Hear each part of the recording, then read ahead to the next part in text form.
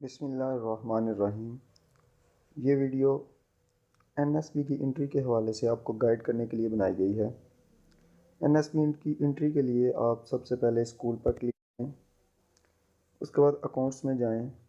Accounts के बाद आप एनएसबी अकाउंट पर क्लिक करें, जो प्लस का बटन है उसको क्लिक करें तो कुछ इस तरह का पेज खुल जाएगा। अगर आपने एंट्री की हुई है और अगर वो गलत जो है वो एंट्री हुई है तो आप व्यू समरी में जाकर यहाँ से ऊपर रेड क्लियर एनएसबी डेटा को क्लिक कर इसको क्लियर कर सकते हैं और दोबारा नई एंट्री कर सकते हैं।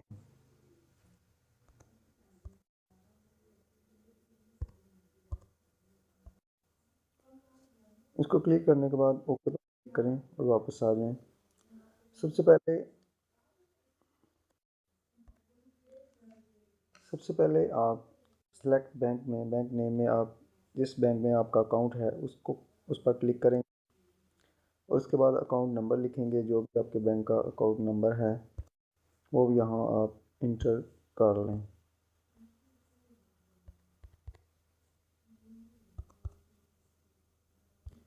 उसके बाद नीचे कैश में आप वो बैलेंस लिखेंगे जो ज़ेर दस्त रकम है। याद रखें, अगर आपके पास ज़ेर दस्त रकम नहीं तो आप यहाँ लिखेंगे। उसके बाद बैंक में जो बैलेंस है फर्स्ट जुलाई को 2018 को वो आप यहाँ कर देंगे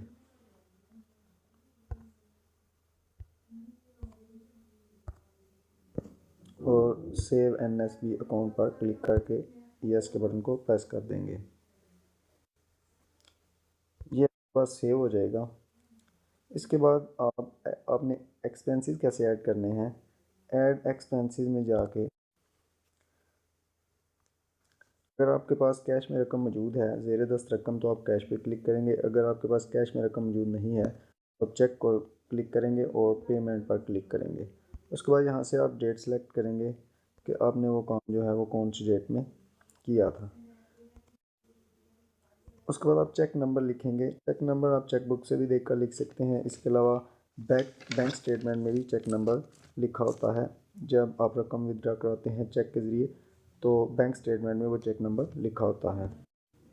अब यहाँ से चेक नंबर इंटर कर सकते हैं।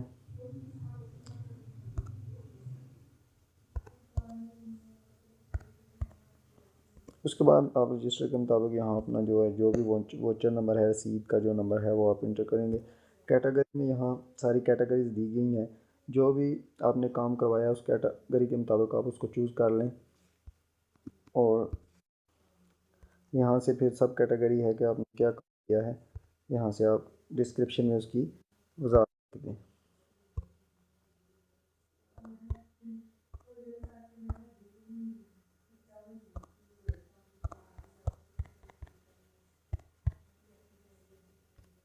उसको नेक्स्ट आप अमाउंट लिखें जितनी भी आपने अमाउंट खर्च की है और यहाँ से आप डन पे क्लिक करके एक्सपेंडिचर पे तो ये सेव हो जाएगा। अगर आप कोई नई किस्त आती है तो आप ऐड यहाँ से ऐड करेंगे। जितनी पहली किस्त आई है, दूसरी आई है, यहाँ पर उसके लिखेंगे, नंबर लिखेंगे और नीचे अमाउंट लिखेंगे। और उसके बाद वोचर नंबर ऑप्शनल है, जो भी उस पर बैंक स्टेटमेंट में ऊपर लिखा होगा वो लिख के आप उसको ऐड के बटन को प्रेस कर देंगे।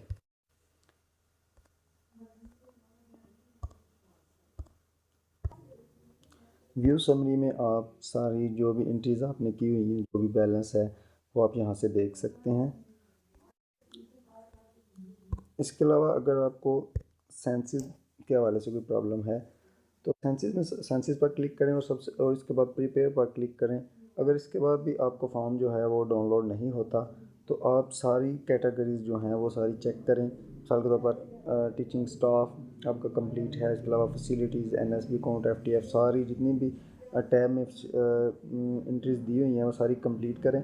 कंप्लीट करने के बाद आप प्रिपेयर के बटन को प्रेस करें और अगर कोई फिर भी एरर आता है तो आप वाईफाई से कनेक्ट करके उसे एरर के ज़रिए ही वो उसको डाउनलोड होने दें तो थोड़ी देर बाद वो डाउनलोड हो जाएगा।